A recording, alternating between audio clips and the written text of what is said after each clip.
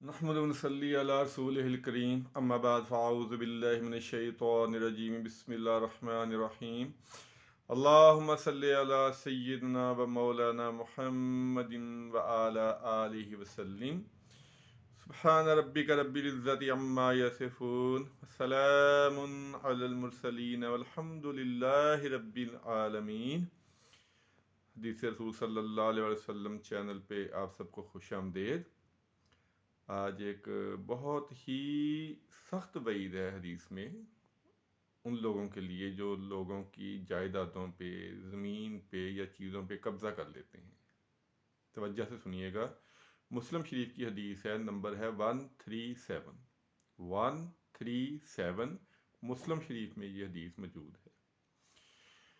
सरकार दो आलम सल्लल्लाहु अलैहि वसल्लम ने इरशाद फरमाया, जिस शख्स ने किसी मुसलमान का हक मारा झूठी कसम खाकर, जिस शख्स ने झूठी कसम खाकर किसी मुसलमान का हक मारा, अल्लाह ताला उसके लिए आग वाजिब कर देते हैं और जन्नत उस पर हराम कर देते हैं। अल्फाज पे ज़रा गौर कीजिएगा कि जिस शख्स ने झूठी कसम खाकर किसी मुसलमान का हक मारा, अल्लाह ताला उस पर आग वाजिब कर देते हैं, यानी जहन्नम वाजिब कर देते हैं और जन्नत उस पर हराम कर देते हैं। एक सहाबी ने बड़ी जुर्रत करके पूछा, या रसूलल्लाह सल्लल्लाहु अलैहि वसल्लम, अगर किसी ने कोई मामूली सी चीज़ किसी की कब्ज़ा किया हो या छीनी हो या ली हो, तो आप सल्लल्लाहु अलैहि वसल्लम ने इरशाद फरमाया कि अगरचा किसी ने पीलू के दरख्त की एक शाख ही क्यों ना किसी की ली हो, यानी जितनी भी मामूली चीज़ हो, अगर किसी ने जुल्म करके या झूठी कसम खा के अगर उस पर कब्ज़ा कर लिया है, उससे छीन ली है, तो अल्लाह ताला उस पर जन्नत को हराम कर देते हैं।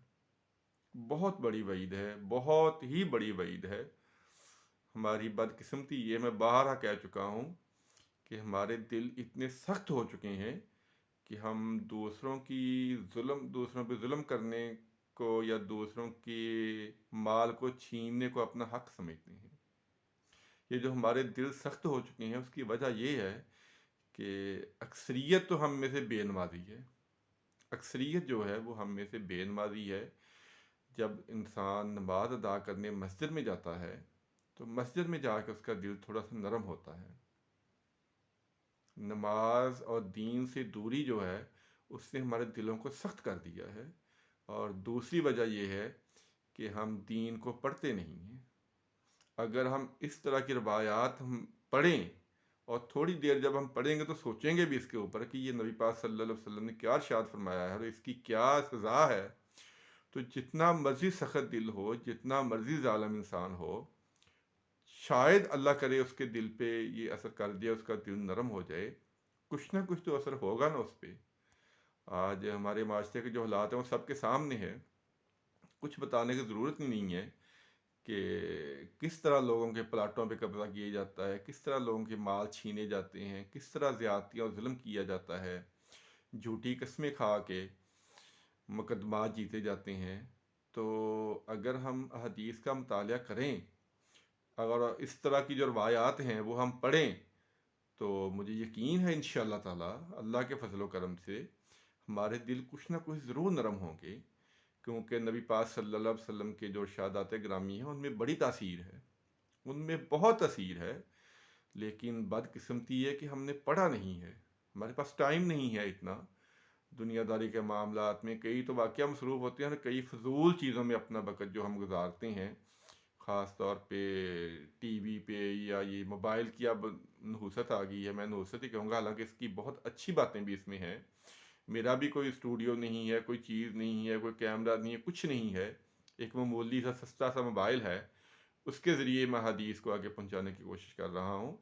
लेकिन जो हमारे नौजवान हैं या बुज़ुर्ग भी हैं, ख़वातीन हैं, वो मोबाइल पे घंटों घंटों लगे रहती हैं, आधी आधी रात तक फजूल चीज़ें देखते रहते हैं।